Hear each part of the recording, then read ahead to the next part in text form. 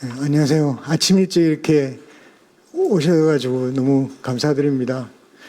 오늘 저희들이 지금 지방선거 때문에 4월 중에 이렇게 행사를 다 몰아서 치르야 되기 때문에 오늘도 좀 급박하게 좀 일정을 잡은 점 양해 바랍니다.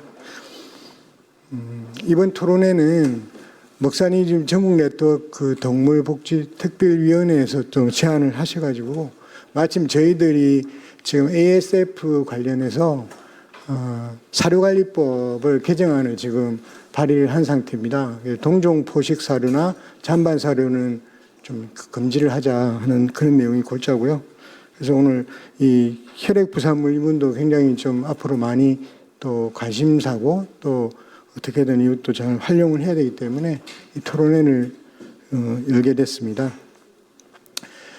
양해 말씀드린 건 저희 그 의원님께서 오늘 오전에 지금 본청에 일이 계셔가지고 참석하지 못했는데 양해 바랍니다. 예, 그럼 지금부터 도축 혈액 부산물 이용에 관한 토론회를 시작하도록 하겠습니다. 예, 먼저 참석하신 분들 소개를 드리겠습니다. 예. 오늘 송옥주 국회의원님과 같이 공동 주최하신 먹사니즘 전국 네트워크 동물복지특별위원회 박연진 위원장님 참석하셨습니다.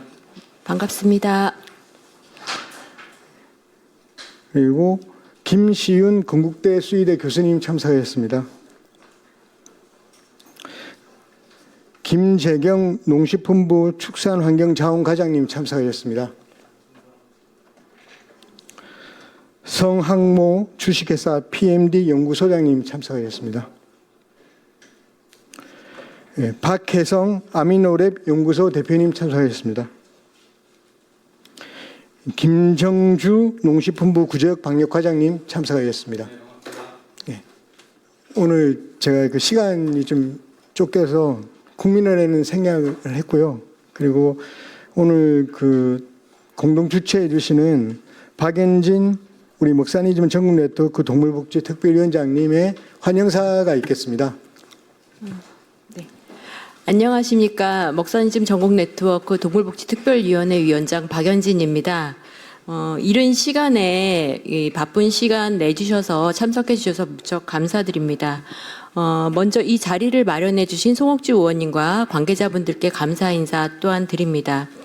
이번 토론회는 도축 혈액을 단순한 폐기물이 아닌 고부가가치 바이오 자원으로 전환한다는 것을 논의한다는 점에서 환경과 산업 그리고 미래 성장 가능성을 다루는 매우 중요한 자리라고 생각합니다.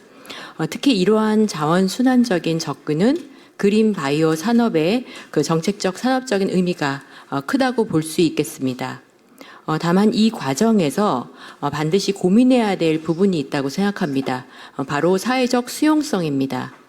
기술적으로는 의미가 있어도 사회와 또 소비자가 받아들이지 못하면 이 또한 실질적으로 확산되기 힘듭니다. 따라서 그런 점에서 오늘 토론회는 동물복지와 인간복지를 함께 고려하는 통합적 관점에서 더욱 의미가 크다고 볼 수 있겠습니다. 저는 특히 윤리적 자원 전환이 이 토론회의 핵심이라고 보고 있습니다. 오늘 토론회가 과학, 정책, 산업, 그리고 사회를 연결하는 출발점이 되어 실질적인 변화가 이루어지기를 기대합니다. 감사합니다.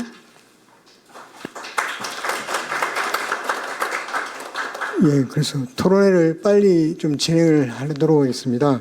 다음은 우리 김시훈 건국대 수의대 교수님이 주제 발표가 있는데요. 그 주제 발표가 끝나고 나서 바로 그 김 교수님이 자장으로 해서 토론회를 진행하는 걸로 이렇게 하도록 하겠습니다. 예, 김시훈 교수님 발표 부탁드립니다. 건국대학교 수의과대학의 교수로 재직 중에 있습니다. 그리고 현재 도축 혈액을 이용한 의약품, 원료품을 개발하는 국책 과제를 진행을 하고 있습니다. 그래서 간담회에서 도축 혈액의 고부가 가치 바이오 소재화 및 원료 안전성 인정 체계 구축 방안에 대해서 그 발표를 드리고자 합니다. 전반적으로 지금 저희 그 도축 혈액에 어떻게 처리가 얼마만큼 발생이 배출이 되고 있고 어떻게 처리가 되고 있는지에 대한 현황, 그리고 실제 우리가 이 도축 혈액, 특히 국내에는 지금 오늘은 돼지 혈액을 주로 다루고 있습니다. 돼지 혈액에 가지고 있는 무한한 가능성, 그 다음에 실제로 어떤 실용한 모델들이 가능한지 저희가 진행하고 있는 국책 과제와 더불어 설명을 드릴 예정이고, 그 일을 위해서 어떠한 방법으로 우리가 도축 혈액에 안전하게 처리를 하고 안전하게 취급을 해야 하는지, 그리고 어떤 규제 개혁이 필요한지에 대해서 말씀을 드리도록 하겠습니다. 도축 혈액은 전 세계 기준으로는 30억 마리이고 국내 기준으로는 1,900만 마리 정도가 지금 작년 기준으로 돼지 기준입니다. 돼지가 도축이 되고 있고, 도축 혈액의 73%라고 하지만 거의 80%에 가까운 혈액이 폐기가 되고 있습니다. 그리고 톤당 원래는 4, 5만 원 정도였는데 이게 환경 규제가 강해지면서 거의 23만 원 수준까지 그 도축 혈액의 처리 비용이 올라갔고, 이 계산을 보면은 국내 연간 한 700억 규모, 그 200억에서 700억 규모 정도의 도축 혈액 처리 그의 비용이 소요되고 있습니다. 예전에는 그냥 해양으로 방출했지만 지금 환경 규제가 강해지면서 해양으로 방출하지 못하고 다 화학 처리를 해서 안전하게 폐기를 해야 되기 때문에 그 비용이 굉장히 커졌다라고 볼 수 있습니다. 그리고 돼지 혈액을 먼저 말씀드리는 이유는 전 세계적으로는 확실히 소가 더 많습니다. 하지만 더 동아시아, 특히 한국을 위주로 봤을 때는 소보다도 돼지를 10배 이상 키우고 있기 때문에 소에서 나오는 혈액이 아무리 많다고 하더라도 전체 나오는 혈액량은 돼지가 훨씬 더 많은 게 국내의 현실입니다. 그래서 돼지 혈액을 어떻게 처리하는 것이 좋은가에 대해 고민을 했고, 특히 이건 굉장히 과학적 사실이기 때문에 아시는 분들도 되게 많으시겠지만 소는 당연히 육식을 하지 않죠. 초식성 동물이고, 반면에 돼지는 사람과 같이 잡식성 동물입니다. 그리고 아시다시피 미니 돼지를 이용한 인공 장기가 개발이 되고 있는 만큼 돼지와 사람의 인체적 DNA적 유사성이 굉장히 높습니다. 그래서 미니 돼지의 장기를 가지고 사람에게 이식하려는 연구도 꾸준히 진행 중이고, 당연히 돼지의 혈액은 보다 인간에게 유용하고 유익한 그런 기능이 많이 있다라고 일단 생각을 할 수 있습니다. 그리고 그중에 저희는 뒤에 실용화에 대한 내용을 보여드릴 수 있지만 인체용 의약품으로 사용할 수 있는 혈액 성분들이 분명 있습니다. 가장 잘 아시는 것들이 이제 지혈제가 되겠는데요. 스롬빈과 스롬빈과 같은 이제 지혈제 제품들이 실제로 있고, 국내에도 다양한 지혈제 제품들이 들어와 있어서 제조합 단백질을 이용한 스롬빈도 만들긴 하지만 실제 국내에서는 특정 제약회사에서 소 유래 스롬빈을 인체에 실제로 사용을 하고 있습니다. 그리고 이 스롬빈 같은 경우는 수술 시에 외과적 처치에 사용이 되기 때문에 사실상 이종 단백질이라고 하더라도 이게 혈액을 타고 체내로 들어갈 가능성은 굉장히 낮고, 그래서 의약품으로 개발하기에 가장 최적의 혈액 제제가 일단은 스롬빈으로 저희는 생각을 하고 있습니다. 그리고 그와 더불어 혈액에는 다양한 세포 외 기질 성분과 같은 다양한 물질들을 이용해서 재생 의료에 사용할 가능성도 충분히 있고, 그리고 더불어서 저희 사실 뒤에 엑소좀 얘기를 한번 말씀드리겠습니다만, 돼지의 혈액은 도축돼지 혈액은 사실 굉장히 어린 돼지의 굉장한 성장기 돼지의 혈액입니다. 그러다 보니 혈액에는 굉장히 고영양분이 포함되어 있고, 그중에 엑소좀과 같은 다양한 이로운 물질들이 있어서 이런 물질들을 기능성 화장품 재료로 사용하는 것이 가능하다라고 말씀을 드릴 수 있겠습니다. 그래서 저희는 이제 첫 번째 실용화 단계로 처음에 파랗게 표현이 되어 있지만 돼지 혈액을 가지고 돼지 혈액에서 스롬빈과 같은 지혈제를 분리를 해낼 수 있습니다. 그래서 이따가 다음 토론에서 말씀을 주시겠지만 여기 성학모 소장님께서는 녹십자는 대표적인 국내 혈액을 가지고 지혈제라든가 다양한 혈액 제제를 만드는 회사인데 녹십자에서 진행하셨던 노하우를 가지고 돼지 혈장, 혈액 유래의 스롬빈을 뽑아내는 연구를 실제로 진행을 하고 있고요. 그리고 실제 국내에도 피를 외국에서 수혈을 받아 외국에서 피를 사옵니다. 그런데 사실상 제가 봤을 때는 돼지 피가 사람의 피보다는 훨씬 더 안전하고 깨끗하게 관리가 될 거예요. 사람 같은 경우는 굉장히 다양한 것들을 먹고 다양한 환경에 노출이 되고 있기 때문에 퀄리티 컨트롤이 굉장히 어렵습니다. 반면에 돼지는 농장 안에서 사육되고 출산해서 농장 안에서 생을 마치고 도축장에서 피를 받기 때문에 외부에 어떤 오염 물질이 섞일 가능성이 굉장히 낮은 상태죠. 특히 녹십자에서 지금 피를 수혈해 오는데 미국 피를 수혈해 옵니다. 그런데 이것도 이유는 당연히 그 당시에 이유가 있겠으나 동남아시아 쪽 피를 또 수혈해 오지 않는다고 합니다. 하지만 실상은 미국에서 피를 파시는 분들은 사실 매혈을 하시는 분들은 그렇게 경제적으로 여유 있으신 분들이 아니세요. 그래서 오히려 미국에서 사오는 피 자체가 훨씬 더 퀄리티 컨트롤이 어렵고 혼탁하게 되어 있을 수 있습니다. 그것보다도 사실 저희가 굉장히 안전한 과정을 거쳐서 도축되는 돼지의 피는 굉장히 안전하고 깨끗하다라는 장점을 가지고 있습니다. 그래서 그 피로부터 스론빈을 만드는 것은 물론 피에는 굉장히 다양한 성분들이 있습니다. 이미 저희 사람들도 그 선지를 이용해서 선지국을 만들어 먹고 거기에 굉장히 다양한 아미노산과 같은 단백질들이 들어있고 그런 그 좋은 영양분들을 이용해 가지고 양계장의 사료로 쓰인다거나 아니면 물고기용 사료 이런 것들 굉장히 다양한 그 경제적 이익 물질을 만들어낼 수 있기 때문에 저희가 실용화 단계로 첫 번째는 이렇게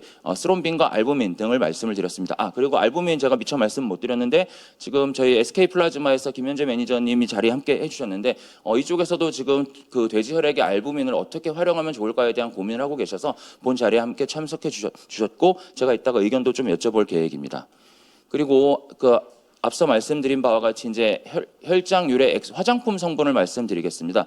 엑소좀을 가장 대표적으로 말씀드릴 수 있겠는데 현재 엑소좀은 엑소좀이란 이름으로 굉장히 화장품으로도 개발이 되고 있고 의약품으로도 개발이 되고 있습니다. 특히 엑소좀은 세포 유래에서 나오는 물질이다 보니까 세포처럼 살아가지고 이게 어떤 우리가 알 수 없는 또 다른 그 세포로 변이되거나 이럴 가능성이 없습니다. 그래서 살아있는 세포보다는 훨씬 안전하기 때문에 오히려 세포 치료제보다도 엑소좀이 조금 더 앞서 나가고 있고 안전성 측면에서도 인정을 받고 있습니다. 그래서 혈액에는 이제 현재 그 사람 의원에서도 진행을 하고 있는 PRP, 플레이틀렛 리치 플라즈마라고 하는 그 혈소판 풍부 혈장이 있고 그 혈소판에서는 엑소좀을 따로 분리를 해낼 수가 있습니다. 그래서 엑소좀을 그 돼지의 PRP에서 엑소좀을 분리하는 것들이 가능해졌고 그 엑소좀을 화장품 원료로 등록하기 위해서 지금 ICID 쪽에 등재 과정을 진행을 하고 있습니다. 아직 완료가 되지는 않았는데 몇 가지 지금 저희가 데이터만 더 넘기면 충분히 완료가 되는 상황이고 이 돼지 유래 혈장 유래 엑소좀을 조금 더 강조할 수 있는 이유는 사실 지금 화장품에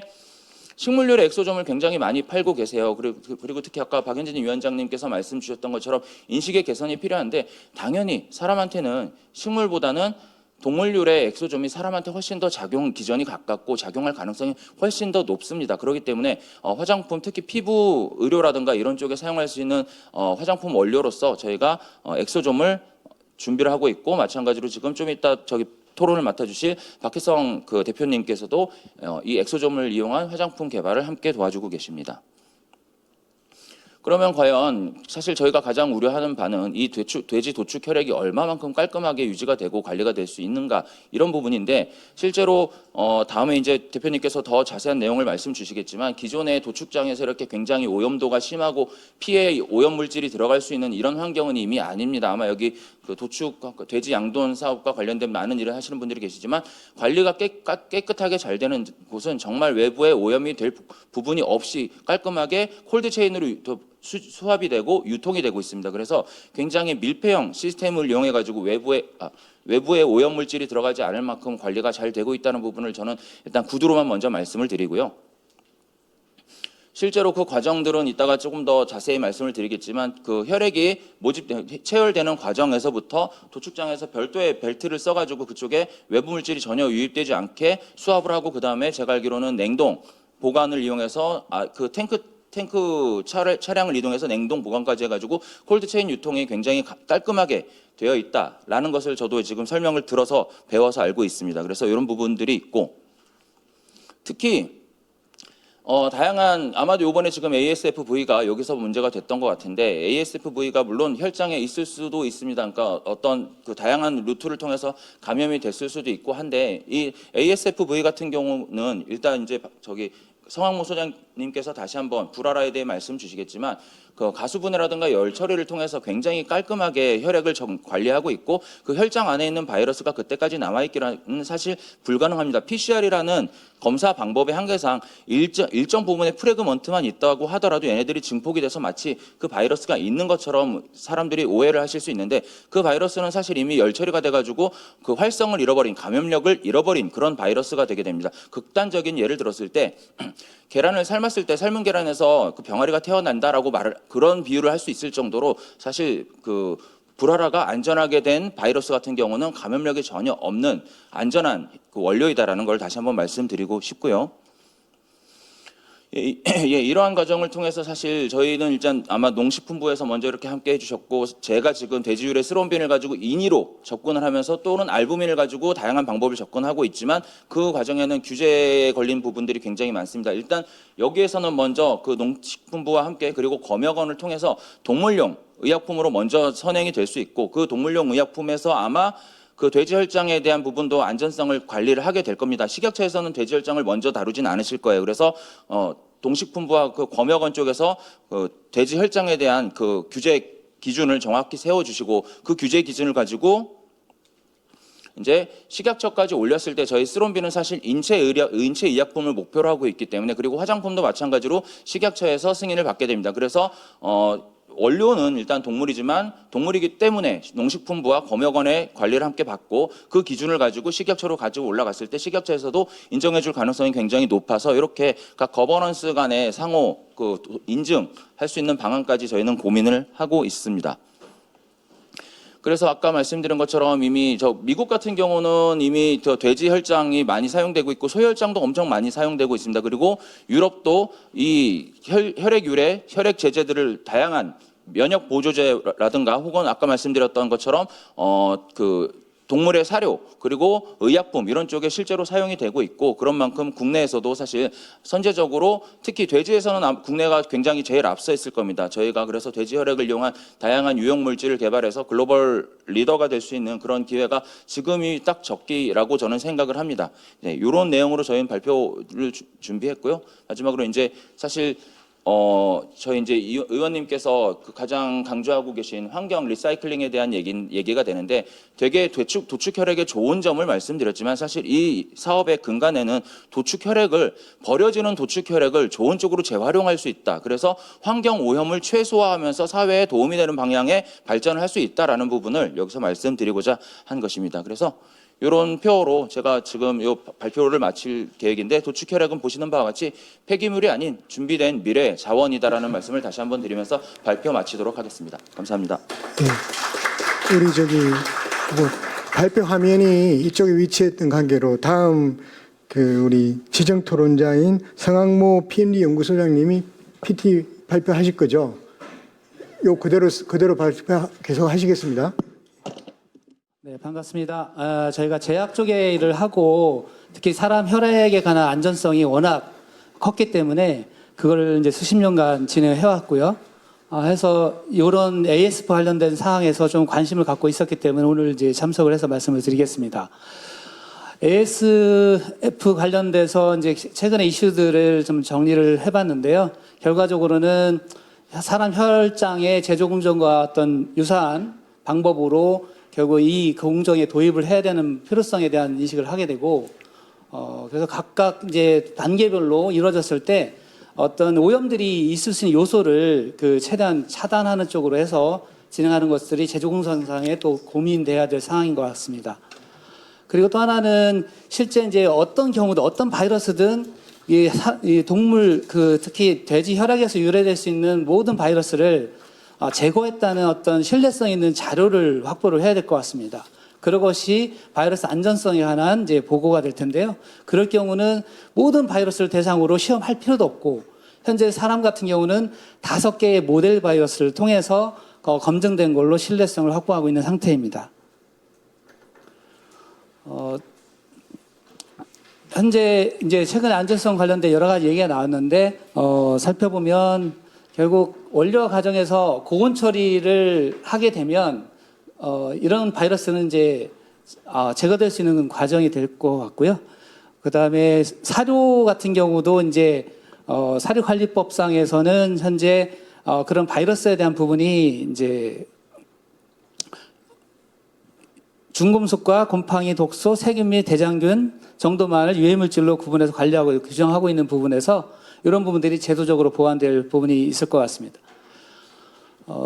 그래서 결론적으로는 돼지 혈액을 취급하는 과정이 현재 여러 가지 불신을 갖는 부분들을 보완할 수 있는 방안으로 이제 진행돼야 될 것 같고요.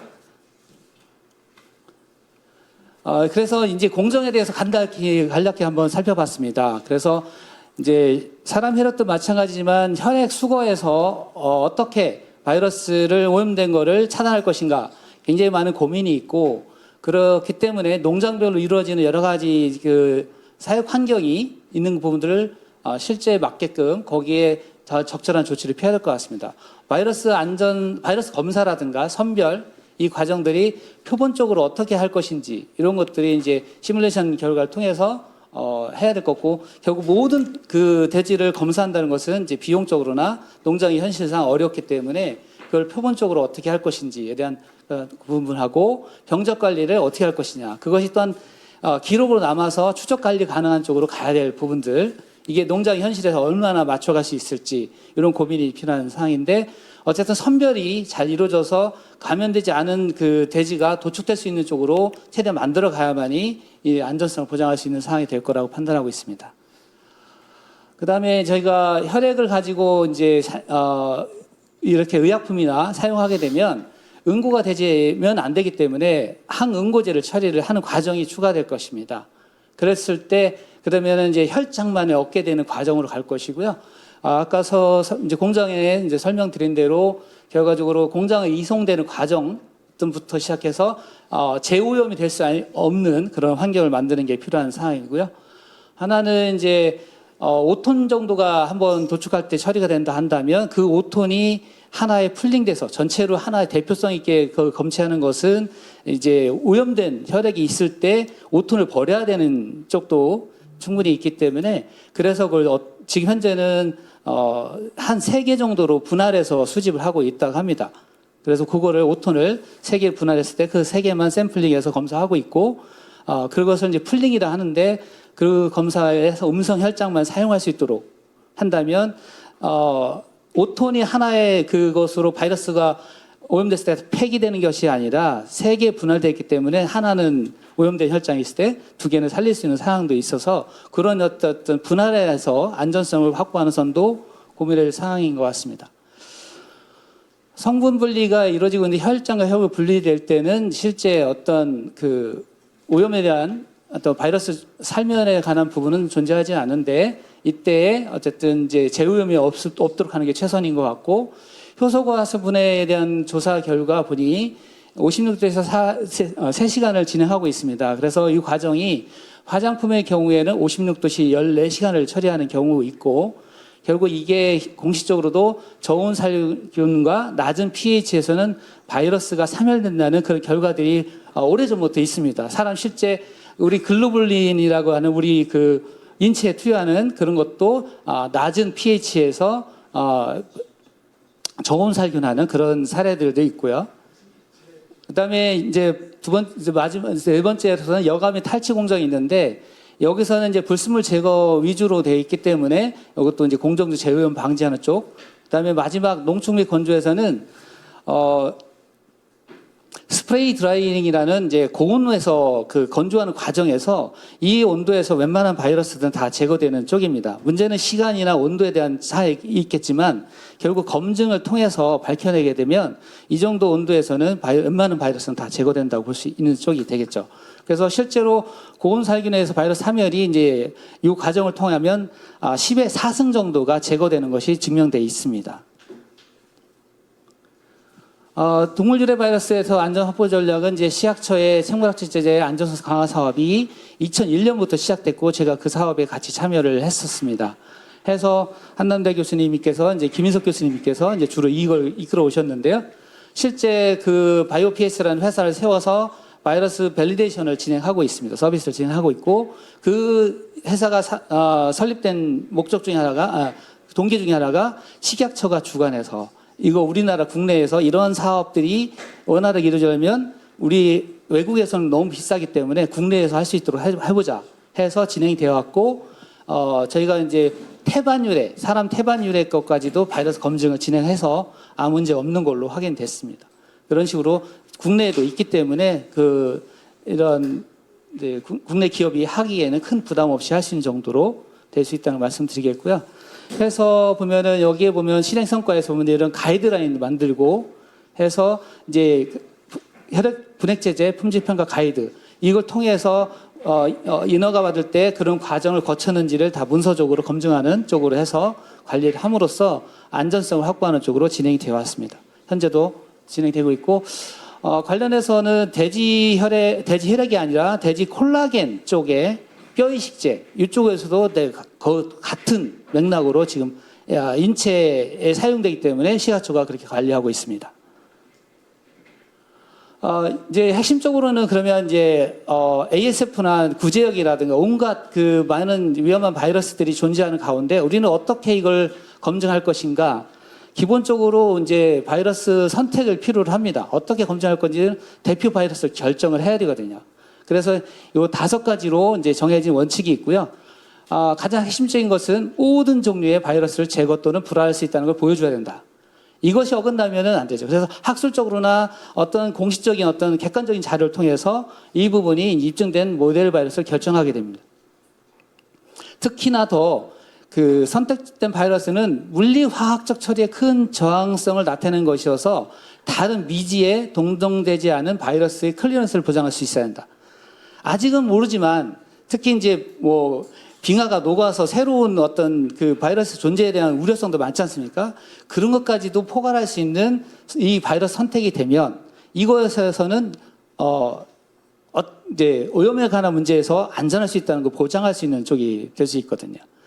그래서 한 가지는 이제 결과적으로 이런 시험할 때 애로사항 중에 하나는 직접 그 위험한 바이러스 대상으로 하게 되면 시험자가 감염에 노출될 수 있고 하다 보니 그 다음에 또 하나는 배양할 수 있는 어떤 조건이 만들어져야 됩니다. 그러니까 10의 7승 정도로 배양에 대한 농도가 나와야 되는데 그렇게 성장하지 않은 바이러스는 실험 대상으로 삼기 어렵습니다. 하다 보니까 고농도로 배양할 수 있는 어떤 그런 바이러스를 모델 바이러스로 결정을 하는데 앞서 이런 조건에 위배되지 않는 조건으로 선정을 하게 됩니다. 그렇게 해서 결정된 게 최근에 이제 돼지 피부율의 창상 피복제 제조공정에서 선택된 바이러스가 4가지로 정해져 있고요. 이거 이미 이제 시약처에 그런 관련 사항으로 보고돼서 인정받고 있는 바이러스가 되겠습니다. 돼지 혈액 유래도 결국 이러한 걸 참고로 해서 이러한 걸 진행해온 전문가와 함께 이제 최종적으로 더 추가적 검토를 통해서 결정하면 그거로 이제 사후에 그 현재 제조 공정에 대한 부분을 실제 소규모 공정으로 해서 바이러스를 직접 넣고 그 과정 동일하게 진행해서 그걸 바이러스 검사를 했을 때 바이러스가 10의 4승 이상 제거된다는 거 입증이 되면 그리고 또 하나는 하나가 아니라 2공정을 진행하거든요. 그래서 2개 공정이 총 10의 8승 정도가 제거되는 공정만 나오면 이거는 더 이상 의심할 바가 없다. 이렇게 국제적으로 인증되는 상태입니다. 그래서 향후에 혈액제제는 인체에도 그 돼지 혈액 가지고 인체에도 적용되고 실제 적용되는 사례도 있고 하니 이런 부분들을 이제 돼지 혈액에서도 똑같이 적용해서 향후에 어떤 필요한 공정들을 검증한다면 어떤 미제 바이러스를 일지라도 그런 제거된다는 신뢰성을 줄 것이기 때문에 향후에 이런 부분들을 도입을 검토해서 진행했으면 하는 바람입니다. 예, 저는 여기까지 준비했습니다. 고맙습니다.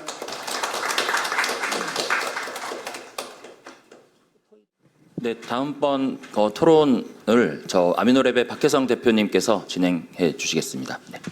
네, 안녕하세요. 저는 주식회사 아미노랩 대표 박혜성입니다. 일단 저는 앉아서 말씀드리겠습니다.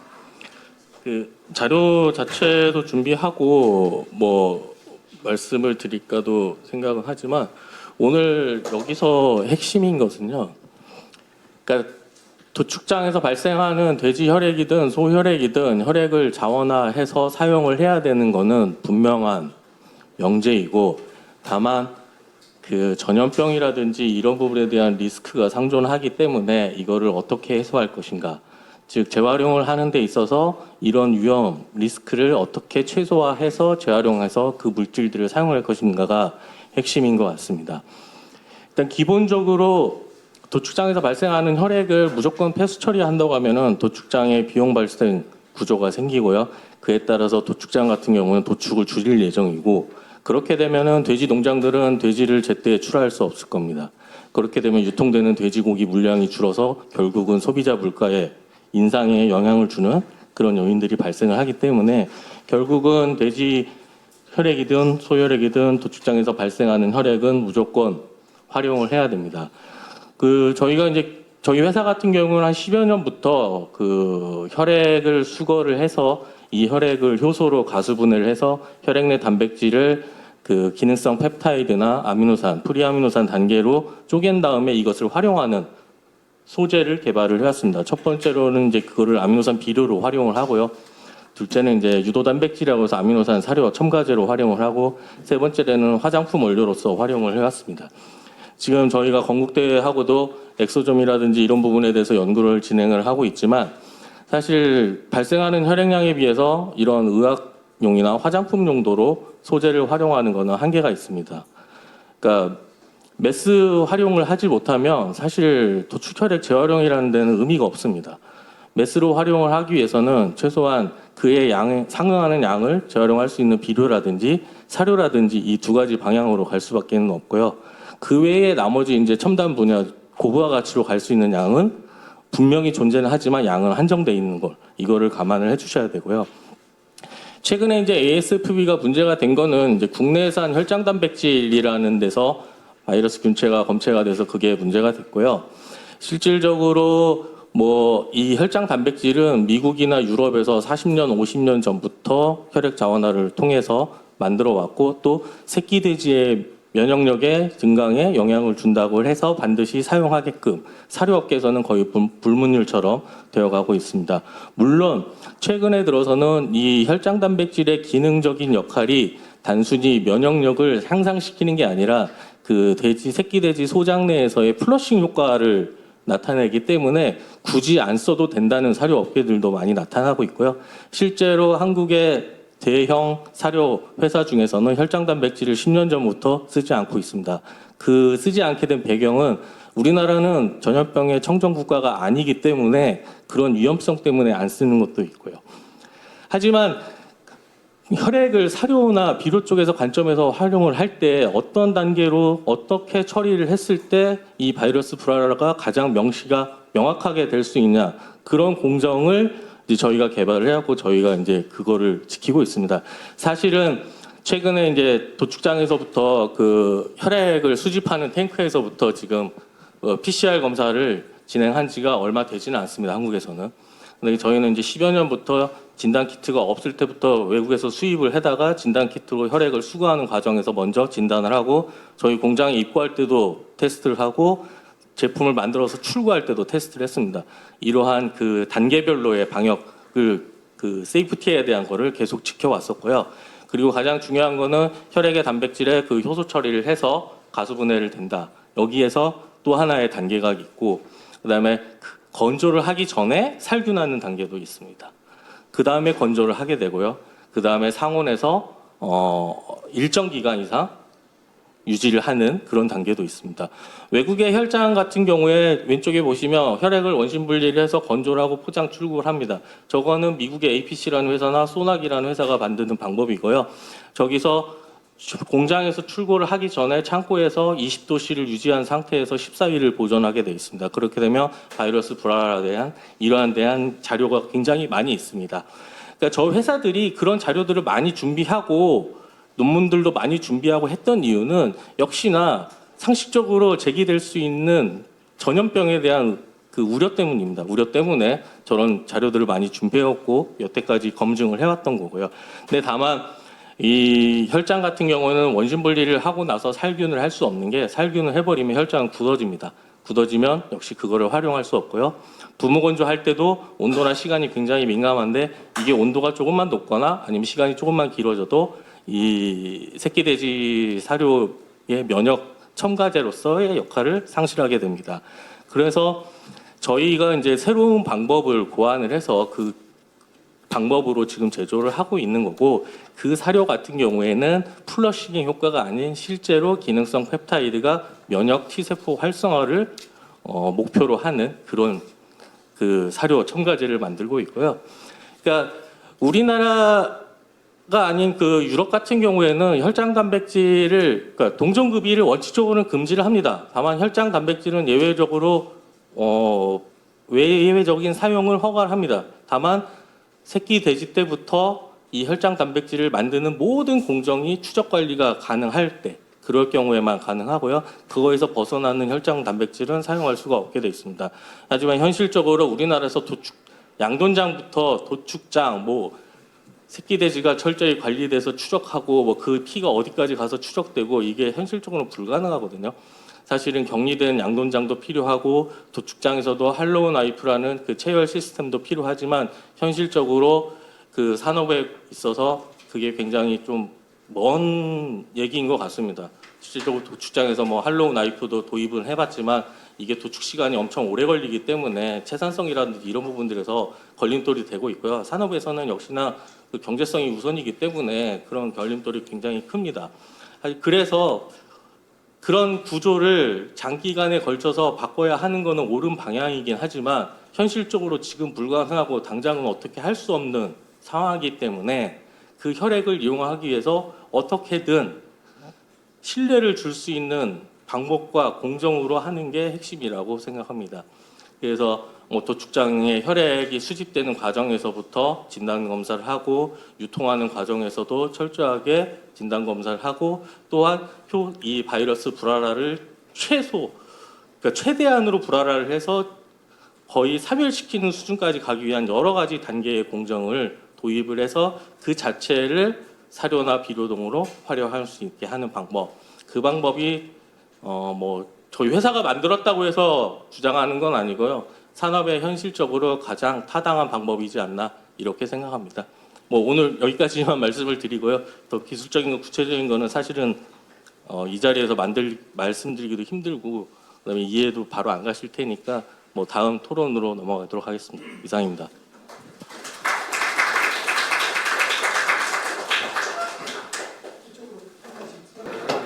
네, 발표해 주신 내용 너무 감사하고 잘 새겨 들었습니다. 그리고 그 농림축산식품부의 김재경 과장님께서도 사실 저희 이제 이 토론에 한번 그 원고를 보내주셨고 한번 제가 그 의견을 여쭤보고자 한번 모셨습니다. 예, 부탁드리겠습니다. 그리고 말씀하실 때는 요거를 꼭 누르고 말씀을 해주셔야 이게 녹화가 되고 있기 때문에 그 음질이 깨끗하게 들어갈 것 같습니다. 부탁드리겠습니다.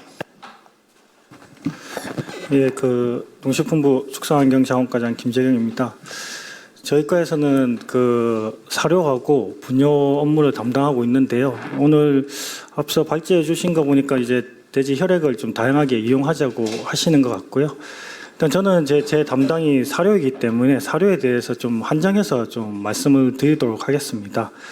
제가 2월 달에 이제 사료에서 이제 ASF 바이러스가 검출됐다고 이제 발표가 됐고 그에 따라서 저희도 이제 전문가나 현장에 계신 분들 의견 수렴을 몇 차례 했습니다. 그래서 첫 회의를 했을 때는 혈장 단백질을 꼭 어린 돼지에게 먹여야 된다는 얘기가 좀 많이 있었고요. 또 한편으로는 동종급이에 대한 이제 우려로 인해 가지고 반대를 해야 된다. 원천 금지를 해야 된다는 얘기도 있었습니다. 지금 현재 사료법상 소 먹이 같은 경우는 이제 원천 금지를 하고 있지만은 돼지, 특히 어린 돼지에게는 혈장 단백질을 이제 먹이고 있는 상태입니다. 그래서 저희도 몇 차례 의견 수렴을 했지만은 너무 찬반이 나뉘고 있는 상황이기 때문에 저희 정부로서는 이걸 어떻게 원천적으로 금지를 해야 되는 건지 아니면 관리의 관계로 가야 되는지 좀 더 고민을 하고 있는 지점이 있습니다. 다만 그럼에도 불구하고 저희가 좀 몇 가지를 좀 준비를 하고 있는 거는 이제 공정 개선입니다. 저희가 지금 70도시 60분 지금 가위를 하고 있는데 그 열 처리가 저희 학계에서는 ASF 사멸은 70도에서 30분 정도면은 충분히 사멸된다는 보고가 있습니다. 그래서 저희는 현재 70도에서 60분 가해를 이제 규정을 하고 있고 다만 그에 대한 저희 전부 다 이제 규정을 할 수 없기 때문에 동등한 규정을 이제 같이 이제 규정을 하고 있습니다. 다만 그게 지금 현재 혈장 단백질 같은 경우는 가수분해라든지 분무건조 형식으로 하고 있는데 그 부분은 현재 사료관리법상 빠져 있습니다. 그래서 그 부분은 축가원하고 지금 여기 계신 아미로 대표님하고 저희 농식품부하고 3개의 기관에서 지금 시험 연구를 하고 있고요. 그에 따라서 70도에서 60분 가열 같이 명확한 규정을 하려고 지금 준비 중에 있습니다. 그 혈장 단백질 같은 경우는 말씀드렸지만 이제 찬반이 나뉘기 때문에 그럼에도 불구하고 이제 원천 금지를 할지 아니면 관리에 갈지에 대해서 저희가 고민하고 있는데, 관리의 부분은 그 혈장 단백질이 만들어져서 사료회사에 들어가는 입고하는, 그리고 사료회사 만들어 가지고 출고하는 단계에서 저희가 PCR 검사라든지 안전성 검사를 지금 현재 추진을 하고 있습니다. 그래서 아까 발표도 하셨는데 지금 현재 그전에는 사료관리법상에는 뭐 다른 전염병에 대한 규정은 없었습니다. 그래서 이번에 이런 계기가 있어가지고 전염병법과 저희 사료관리법을 좀 연계고리를 만들어가지고 전염병에 대해서도 사료관리법상 좀 규정을 할 수 있도록 그렇게 저희가 준비를 하고 있고, 계속 말씀드리지만 이게 원천 금지를 해야 될지 아니면 그 관리의 방법으로 가야 될지는 저희가 내부적으로 계속 검토하고 있고, 다만 혈장 단백질이 양돈 말고 양계나 양은은 지금 현재 계속 사용되고 있습니다. 이제 그래서 그건 다른 부분에 좀 계속 사용되고 있고, 또 한편에서는 도축장에서는 이제 그 혈액을 처리해야 되는 문제도 있기 때문에 그런 문제까지 종합적으로 검토해서 저희가 조만간 대책을 발표하도록 하겠습니다.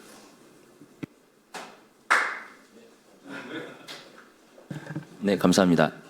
네, 혹시 그리고 또 함께 배석해 주신 과장님. 네. 네, 저 농식품부 구제국방역과장 김영주입니다. 제가 지난주에 급하게 참석 요청을 받고 또 현재 역학조사 중인 관계로 여러분 갖고 계신 자료에는 포함이 되지 않습니다. 그래서 전체적인 내용에 대한 부분, 그다음에 아까 우리 과장님께서 말씀하셨습니다만 가장 중요한 사료 전 단계까지 정부에서 어떤 준비를 하고 있는지에 대한 부분을 간단하게 설명을 드리겠습니다. 물론 도축혈액 부산물 이용을 열심히 하고 계시는데 질병이 찬물을 끼얹은 것 같아 죄송하고, 다만 한 가지 말씀드릴 수 있는 부분은 이번 기회를 계기로 좀 더 안전하고, 그 다음에 아까 우리 두 대표님께서 말씀하셨습니다만 한 번 되돌아볼 수 있는 기회가 됐으면 좋겠다라는 말씀을 드리고 시작을 하겠습니다. 단정적으로 말씀드릴 수 있는 부분은 지난 1월 16일 강릉 첫 발생 이후에 ASF가 3월 16일 날 마지막 발생까지 60일 동안 발생을 했었고, 그 과정에서 사료 제한이라든가 폐기 등을 통해서 현재 한 달 10일 정도 됐죠. 발생하지 않았다라는 부분이 단정적으로 말씀드릴 수는 없습니다만 그 인과관계에서 벗어날 수 없을 거다라는 부분은 누구나가 인식할 수 있을 것 같다라는 말씀을 드리겠습니다. 전체적인 ASF는 잘 아시는 것처럼 19년도 10월에 국내에 처음 발생해서 지난해까지 총 55건, 그러니까 연평균 따지면 8건 정도 발생을 했습니다. 특히 지난해까지 6건으로 줄어드는 등 저희가 안정화 단계에 돼 있었고, 국내 방역으로 충분히 방어 가능하다라고 판단하고 있었습니다. 그러는 와중에 지난해 11월 24일 당진에서 발생한 건이 국내에서는 2번밖에 없었습니다. 23년도 김포 농장, 19년도 파주 멧돼지에서 딱 2건이 있었던 아이잘 원형이 나왔습니다. 이 형에 가장 유사했던 거는 네팔, 22년 네팔산으로 확인이 됐고, 물론 여기 아시는 분들이처럼 전자능력 분석을 통해서 가장 유사한 거를 네팔로 확인을 했고, 거꾸로 말씀드리면 그동안에는 IGR2 98% 정도가 국내 멧돼지나 농장에서 발생했기 때문에 신규 유입으로 추정을 했고, 지난해 말까지 저희가 가장 중요한 부분이 불법 축산물이라든가 외국인 근로자 등을 통해서 국내 반입되는 부분을 관리하는 강화 대책을 마련한 바 있습니다. 그럼에도 불구하고 1월 16일 날 강릉에서 처음 발생했고, 지난 3월 16일까지 총 24건이 발생한 바 있습니다. 그래서 오늘 아마 이런 토론회가 얘기가 된 것 같고, 역학조사 과정에서 중요한 내용을 말씀드리면 이렇습니다. 아쉽게도 지난해 11월 24일 날 발생했었던 농장에서 검출된 바이러스와 최근 24건 중에 21건이 IGR1이었고, 포천 2건, 연천 1건만 IGR2형이었습니다. 이건 마생멧돼지랑 형이 같았고요. IGR2로. 나머지 21건은 IGR1형으로 나왔고, 그리고 IGR1형 자체가 아까 말씀드린 것처럼 국내에 없었던 형이었고, 현재까지 파악된 바로는 9개 정도는 지금 전자응체 분석을 하고 있는데, 금년도 1차부터 20차까지 한 것 중에는 지난해 발생했었던 강릉과 99.99% 유사하다라는 게 현재까지 밝혀진 과학적인 팩트입니다. 결론적으로 말씀드리면 국내에 불법 수말 등을 통해서 국내에 유입되었던 바이러스가 농장 내 유입이 됐고, 농장에서 발생했었던 바이러스가 도축 과정에서 유입이 된 이후에 그 과정에서 우리가 말하고 있는 혈장담배, 그다음에 사료까지 유입될 우려가 있다라는 게 현재까지의 역학조사 결과고, 정확한 역학조사 결과는 5월 초쯤, 그다음에 지금 저희가 검사하고 있는 3가지 검사를 진행하고 있는데, 사료에 대한, 그다음 혈장 단백에 대한 부분, 농장에서 검출되고, 그다음에 검사 과정에 있었던 사료 그리고 혈장 단백에 대한 실험을 하고 있고, 그 검사를 포함한 전체적인 내용들에 대해서는 저희가 가능한 한 빨리 발표를 하고, 우리 김재영 의원이 말씀하신 것처럼 사료 관리에 대한 부분도 함께 발표할 계획입니다.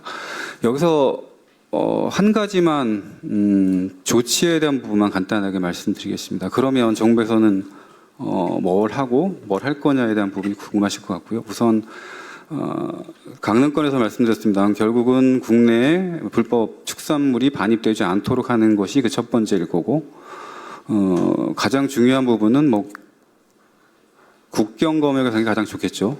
근데 아시는 것처럼 여러분들 택배 같은 거 이런 거 많이 쓰시겠지만 하루에 몇십만 건씩 들어오는 택배 물량을 전체 다 검사하기 한계가 있다. 따라서 수요자의 욕구를 없애는 것이 가장 중요할 것 같다 판단하고 있어서, 현재 국내에 거주하고 있는 외국인 근로자가 불법 축산물을 반입했을 경우에 강제 출국 조치까지 하는 부분까지를 법무부를 통해서 결국은 그들이 수요가 없도록 하는 것이 우선이고, 두 번째 아울러서 국경 검역이라든가 국내 불법 축산물에 대한 검사를 강화하겠다라는 게 첫 번째입니다. 두 번째, 농장 단계가 될 것 같습니다. 농장 단계에서는 현재 한 20만 건 정도 검사를 하고 있는데, 주로 멧돼지가 발생했던 지역을 중심으로 했음에도 불구하고 근본에 발생했던 데는 멧돼지가 발생하지 않은 강릉, 예를 들면 충남, 경북, 경남, 전남, 전국에서 발생을 했습니다. 전국적인 검사를 농장 단위에서 위험한 지역에 대한 부분을 확대하겠다라는 부분이고, 마지막 단계는 아마 도축장으로 가는 걸 겁니다. 저희가 이거 검출된 이후로 역학조사 과정에서 의심으로 추정된 이후 3월 16일부터 현재 전국에 64개 도축장이 있고, 그중에 36개 도축장에서 탱크를 쓰고 있습니다. 아까 우리 대표님 말씀하신 것처럼 36개 도축장에 대해서 매일 시료를 채취하고 있고, 그 시료는 시도 동물위생시험소에서 주 1, 2회 검사하고 있습니다. 이 과정에서 전남하고 충남에서 각각 한 건 저희가 확인한 바 있고, 검출이 된 탱크에 있던 모든 혈액은 폐기를 합니다. 아울러 발생했었던 농장에서 출하한 전체 돼지, 아울러 같이 있었던 도축장에 있던 모든 돼지에 대해서는 폐기를 합니다. 지금 저희가 방역을 한 이유가 농장에 대한 부분이 있습니다만 국민 건강에 대한 부분이 가장 크다고 판단하고 있기 때문에, 검사 과정에서 발생 농장에서 출하했던 돼지나 아까 말씀드린 탱크에서 검출이 되면 전량 다 폐기하고 있다. 마지막으로 사료로 가기 전에 혈장 단백이라든가 그다음에 우리가 말한 배합 사료 과정에서 검사가 필요하다 하면, 현재는 사료걸법상에서 가축 전염병에 대한 검사는 의무화되어 있지 않습니다. 그럼에도 불구하고 사료라든가 그다음에 다미사료 업체에서 희망을 할 경우에 검사를 할 수 있는 단계를 우리 분해해서 협의를 해서 구축했기 때문에, 현재도 검사를 희망하는 사료업체, 그다음에 다미사료에서는 검사를 하고 있다, 이렇게 말씀드리겠습니다. 전체적으로 6단계 저희가 외국으로부터 농장, 그다음에 멧돼지는 전 주기에 대한 방역관리 계획을 준비하고 있고, 아까 말씀드렸습니다만 5월 초쯤이면 저희가 전체적인 계획, 사료관리에 대한 부분을 포함해서 발표할 수 있도록 준비를 하고 있고, 근본 아마 발생을 계기로 해서 저희 방역 쪽에서도 조금 더 소홀한 부분이 없는지 다시 한번 챙겨보고, 이와 같은 발생이 다시는 발생하지 않도록 좀 더 강화하겠다라는 부분을 말씀드리겠습니다. 이상입니다.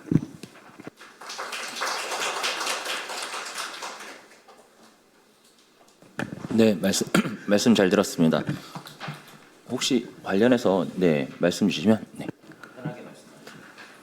네, 일단 혈장 단백질 사료라는 거하고 그다음에 혈액을 활용한 유도 단백질 사료라는 거는 명확하게 구분을 좀 해주셨으면 좋겠고요. 일단 혈장 단백질은 살균 처리 과정 없이 원심 분리한 혈장을 분무 건조해서 새끼 돼지 사료에 첨가하는 원료로서 외국에서 개발되었고 외국에서 거의 전량 다 수입돼서 한국에서 사용을 하고 있습니다. 한국에 있는 그 모 업체에서 그와 동일한 방식으로 혈장 단백을 국내 피를 이용해서 만들었고 그게 이제 지금 방역본부에서 말씀하시는 그 유전자 균체가 나왔다는 거 이게 혈장 단백이고요. 네, 저희 같은 경우에는 이제 이게 뭐 지금까지는 주류였지만 이 주류를 였던 이 원료를 더 개선하는 방법으로 공정을 더 개발했고 더 안전성을 확보할 수 있는 공정으로 개발을 했고요. 물론 저희가 화장품 원료도 만들고 그다음에 기능성 식품 원료라든지 이런 부분 쪽으로 가기 위해서 뭐 기초 연구들 이런 것들은 다 진행을 해왔지만 아까도 말씀드렸듯이 혈액이 발생한 양이 워낙 많기 때문에 그쪽에서의 시장성의 한계는 분명히 있습니다. 처리할 수 있는 혈액의 한계가 분명히 있어서 비료 내지는 사료로 메스 처리를 분명히 해야 되는 거고요. 사실 혈장 단백이 사용되냐 안 되냐는 뭐 크게 중요하진 않습니다. 그 사료업계에서도 사용하냐 마냐에 대한 찬반이 있는 거고요. 다만 혈액을 어떻게 하면 더 안전하게 신뢰를 갖고 활용할 수 있는 관점에서 보면 그렇게 만들어진 공정을 도입을 해야 되는 거고요. 그렇게 공정으로 만들어진 비료나 사료를 사용을 해야 되는 거고 이게 이제 저희 회사가 주장하는 바이고요. 사실 100% 수입되는 혈장 원료를 대체하기 위해서 저희가 이런 기술 개발을 해왔지만 글로벌하게도 글로벌 넘버원인 혈액자원화 기업인 APC 같은 경우도 최근 들어서 이 혈장과 혈구의 효소 가수분해 기술을 도입을 하고 있습니다. 그 이유는 이제 더 바이러스나 이런 부분에 대한 더 안전성을 확보하기 위해서 그들도 나름대로의 공정 개선이나 방법을 도입을 하는 것으로 생각을 하시면 될 것 같고요. 어쨌든 간에 최대한의 안전성을 확보할 수 있는 공정으로 이거를 도입을 해서 혈액을 자원화하는 게 우리나라 현실에서는 가장 적합하다. 그리고 수입을 하고 있는 그 혈장 원료에 대한 안정성도 담보하지 못하기 때문에 이런 부분들을 대체할 수 있는 국내적으로 대체할 수 있는 원료를 확보할 수도 있는 거고요. 실질적으로 요즘에 중동 전쟁 때문에 비료 원료 파동이 난리가 났습니다. 특히 질소질 비료인 요소 비료 같은 경우에는 수입도 안 되고요. 심지어 요소수도 못 만드는 상황에 처해져 있는데 사실 혈액을 저희가 만드는 방법대로 비료를 만들면은 질소질이 15% 이상 포함되게 있습니다. 그래서 요소 비료를 대체할 수 있는 그런 가능성도 있거든요. 그렇기 때문에 더욱더 혈액을 자원화하는 데 있어서 주목을 하는 거고요. 이런 여러 가지 방법들을 생각을 했을 때 이제 가장 안전하게 만들 수 있는 방법으로 가야 되는 게 정말 맞다고 생각하고 그래야만 농림부라든지 방역본부라든지 이런 부분에서도 지금 하고 계시는 그 노력들이 퇴색되지 않을 거라고 생각합니다. 이상입니다. 네, 감사합니다. 저도 사실 하나 궁금한 게 있긴 한데, 아까 이제 김정주 과장님께서 말씀 주셨던 것 중에 역학조사를 보면 일단 사료를 공급 제한한 것으로 보아 역학적 관계가 있다라고 말씀을 주셨는데 이게 지금 그 사료 공급 시기와 일치한다는 거는 이해가 됐고요. 그러면 그 사료에서 활성화된 바이러스라든가 이런 것들이 검출이 된 것까지도 있나요? 아니면 혹시 그 사료를 공급하는 차량이나 이런 것들에 의해서 전파가 되는 건지에 대한 추가 분석이 있습니까? 예, 검사 결과는 말씀드릴 수는 없고요. 아직 분석 중이기 때문에 아까 말씀드린 것처럼 전장 지원체 분석하는 데가 보통 3주, 1달 정도 소요가 됩니다. 그 기간을 고려해서 말씀드린 것이고 최종적인 발표는 5월 초고요. 다만 다양한 원인은 있었습니다. 역학조사하면서 처음에 날아가는 철새도 의심을 했고 물, 멧돼지 등등 혹시 발생 지도를 보신 분이 계실까요? 네, 여기 기자분들 보셨죠? 저희가 보통 경기 북부나 그동안에는 55건이 다 강원도 또는 밑에 나와야 경북이었어요. 현재까지는. 근데 사방팔방에서 나왔잖아요. 이게 좀 이상했고, 두 번째는 ASF는 모던에서 주로 발생을 했습니다. 한 65%, 80% 정도가. 왜냐하면 멧돼지가 나서 손을 많이 타는 애들이 이제 발생을 해야 되는데 사람이 유입을 하니까. 근데 6.7%였던 자돈에서 44.4%가 폐사가 났어요. 7.3배 정도라고 얘기하는데요. 이게 완전히 바뀐 거죠. 거기다가 아이잘 주로 2라고 얘기했는데 아이잘 1이 나왔어요. 다. 3건만 빼고. 정황상 사실은 상당히 우려되는 부분이 여러 가지 아까 말씀드린 기자재, 사료 등등 수천 점을 했죠. 그 과정에서 이제 원료에서 혈장담배 원료, 그다음에 농장에 있던 사료에서 검출이 됐다라고 확인이 된 거고, 그 이후에 즉시 검출된 다음 날 저희가 농장에 있었던 사료를 폐기했고, 그다음에 우리 사료 업체에서 자체적으로 390톤 정도를 회수했습니다. 그게 3월 5일이었고요. 그 현재까지 안정화 있다라는 것을 추정하고 있는 거고요. 검사에 대한 부분은 3가지 검사 말씀드렸는데 현재 진행 중에 있고, 아까 계속 궁금해하신 게 그건 같아요. 병원성이 있느냐 없느냐에 대한 부분 5월 초에 나올 것이다 라고까지 말씀드리겠습니다. 감사합니다. 혹시 지금 참석해 주신 분들 중에서도 궁금하신 부분 있으시면 질문 부탁드리겠습니다. 예, 제가 말씀을 드리겠습니다. 김 교수님 그 발표 잘 들었고요. 두 분 그 대표님들 발표 잘 들었고요. 근데 제일 중요한 게 죄송하지만 소감을 말씀 주시면 감사하겠습니다. 네. 저 리뉴 에너지 코리아의 최준표라고 합니다. 예, 죄송합니다. 어쨌든 간에 지금 이제 아까 우리 박 대표님도 그러시고 우리 성 대표님도 말씀하시는데 실제로 혈액이 제일 많이 사용되는 데가 육가공 쪽으로 가야 돼요. 육가공 쪽에. 예, 그러니까 덴마크 같은 경우나 이렇게 보면 그걸 분리를 해가지고 그 플라즈마가 바로 육가공 쪽으로 많이 들어가고 있거든요. 그러려면 뭐가 되려면 도축장 안에, 그러니까 도축장 안에서 그레이드가 나눠져야 되거든요. 그레이드가 안 나는, 지금 우리나라는 그 기준이 없어요. 그래서 그 기준을 만들어줘야 돼요. 클래스 1, 클래스 2, 클래스 3라고 그래가지고 클래스 1은 생체검사, 도축검사를 다 통과한 거. 클래스 2는 생체검사만 한 거. 도축검사는, 그 다음에 3번은 떨어진 거라든가 이런 거는 그냥 이제 렌더링으로 가야 되는데 우리는 지금 그런 기준이 돼 있지를 않고 또 한 가지는 그 도축장에서 그 부분을 구분하지가 안 하게 돼 있어요. 그러니까 이건 도축장의 잘못이 아니라 제도가 미비돼 있다고. 그래서 그 부분을 좀 제대로 해주셔야 그 다음 후방에 있는 기업들이 훨씬 편하게 갈 수가 있는데 그 부분이 안 되니까 힘들어지는 거예요. 네. 그리고 아까 우리 박 대표님 또 말씀을 하셨는데 보면 이제 실제로는 이제 여기에 분모 건조하는 거하고 이제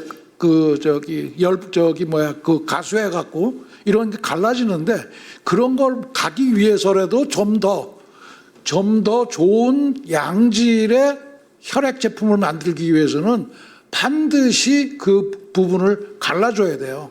그리고 용도에 따라서 필요에 따라서 현장에서 도축장에서 그거를 해줘야 돼요. 세퍼레이션을. 그래야 혈구가 안 깨지고 알부민의 그 플라즈마의 품질이 굉장히 고품질을 만들 수가 있어요. 그래서 그런 부분이 저는 지금 ASF하고는 저는 잘 모르는 얘기고 기본적으로 저도 수의사이기 때문에 말씀드리는 건데 그래서 그런 부분들을 좀 더 보강을 해서 도축장에서의 그런 일을 제도뿐만 아니라 시설을 보완하게끔 도와주셔야 돼. 그래야 그 다음에 소비자들도 우리나라 육가공 공장들 많지 않습니까? 그런 데서도 마음 놓고 쓸 수가 있는데 이게 안 되다 보니까 그냥 너무 힘들어지는 거죠. 예. 그래서 외국에서 수입하고 막 이런 일들이 벌어지니까 그래서 그런 부분에 좀 제가 그 현업에 있을 때부터 안타까워하던 거예요. 그래서 그런 부분 오늘 말씀드렸습니다. 예. 이상입니다. 네, 감사합니다. 사실 이제 도축장의 그 현황들은 아마 박혜성 대표님이 좀 더 수준 차이가 있다는 걸 잘 아실 거고, 그리고 방금 내용은 사실 되게 필요한 내용인데 아마 도축장에서는 되게 싫어하시겠죠. 근데 그럼에도 불구하고, 네, 그럼에도 불구하고 이런 부분은 아마도 제가 봤을 때는 농식품부 장관령으로 만들 수 있을 것 같은데요. 이런 부분도 한번 정책적인 재원이 가능한지도 한번 고려해봐야 될 것 같습니다. 혹시 실상을 조금만 더 한번 말씀 주시겠습니까? 네. 네, 실질적으로 한국의 도축장들이 영세한 것까지 포함해서 이제 90몇 개가 훨씬 넘었었고, 도축장 현대화라든지 이런 구조조정을 통해서 개수가 좀 줄긴 했습니다. 하지만 여전히 거의 90%가 넘는 도축장이 그렇게 유럽 수준이나 이런 쪽에 가기에는 아직도 먼 길이고요. 실제로 덴마크나 유럽에서는 그 새끼 돼지를 출산한 단계부터 도축해서 고기를 유통하고 여기에 부산물을 활용하는 단계, 모든 단계를 추적할 수 있게 돼 있습니다. 말씀하신 대로 혈액 같은 경우도 클래스를 나누고, 클래스 1 같은 경우에는 이제 식품용이나 의약품용으로 갈 수도 있겠고, 그렇게 하기 위해서는 가장 그 현실적으로 도축을 하는 데 있어서 이 킬링 파트에서 구분이 됩니다.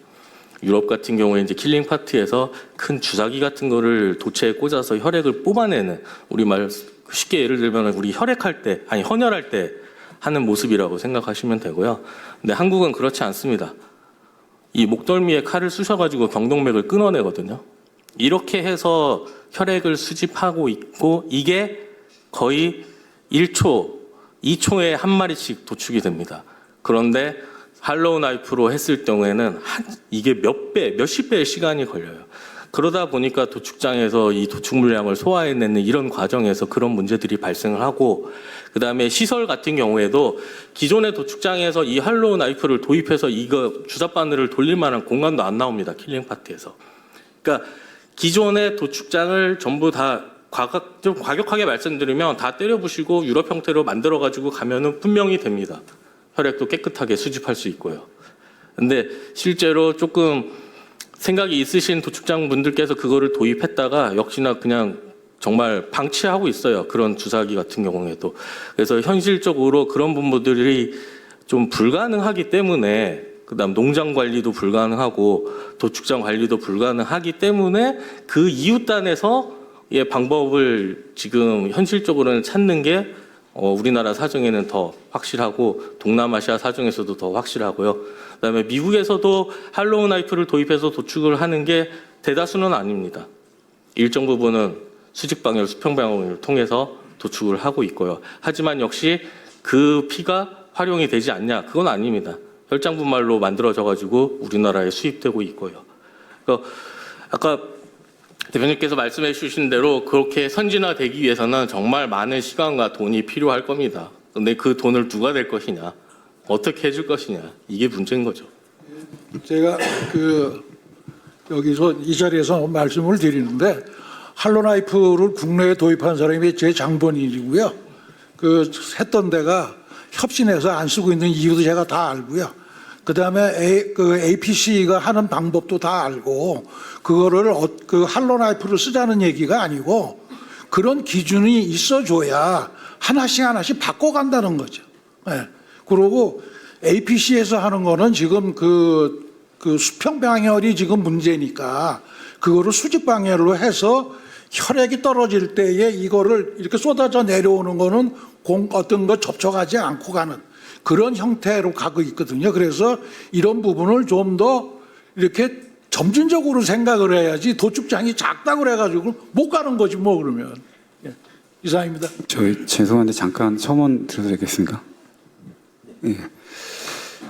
두 분 다 같은 말씀을 하시는데 아마 방법상인 것 같고요. 제 경험상으로 보면 미국에서 3년 동안 그 도축장 점검을 다녀봤는데, 우리 최 대표님 말씀하신 대로 지금 지적하신 부분은 시설에 대한 부분이 아니라 운영적인 것 같고요. 아무리 시설이 오래됐어도 운영을 어떻게 하냐에 대한 부분인 것 같고, 우리 대표님께서 말씀하신 부분은 어쨌든 시설도 수반이 돼야 된다, 이런 뜻인 것 같습니다. 오늘 이 자리에 축산물 처리 부장님 모셨는데 여기서 된다 안 된다라고 할 건 아닌 것 같고요. 이 부분은 아마 제도적인 부분도 수반이 될 것 같습니다. 축산물 광철법이 바뀌었으니까 식약처의 소관인 것 같기도 하고 도축장에 대한 부분은 그래서 축산물처리 오셨으니까 오셔서 다음번 뭐 별도의 자리가 있다면 그 자리에서 제도 개선이라든가 병행해서 논의하는 게 좋지 않을까 일단 이렇게 생각합니다. 네, 사실 시간이 저희가 10시까지 일단 그 계획을 잡아놨기 때문에 더 그 논의 나누실 내용들이 분명히 있겠지만 요거는 자리 마치고 다시 한번 그 말씀 나눌 수 있도록 자리 마련하도록 하고요. 요 자리를 클로징을 부장관님께서 해주시면 감사하겠습니다. 네. 예, 오늘 토론회는 저희들이 다 녹화를 해서 이렇게 자료로 활용을 할 겁니다. 그리고 앞으로 의견을 주시면 입법이라든지 여러 가지 면에서 이런 부분에 대해서 관심을 갖고 의원실에서 지원을 할 수 있도록 하겠습니다. 오늘 참석해 주신 분들 너무 감사하고요. 끝으로 저기 뒤에서 저기 현수막 배경으로 기념 촬영을 하겠습니다. 오늘 저기 토론하고 주제 발표하신 분은 앞에 좀 앉아 주시고요. 그 학생들은 뒤에 이렇게 좀 같이 서서 찍으시면 될 것 같습니다. 감사합니다. 네, 감사합니다.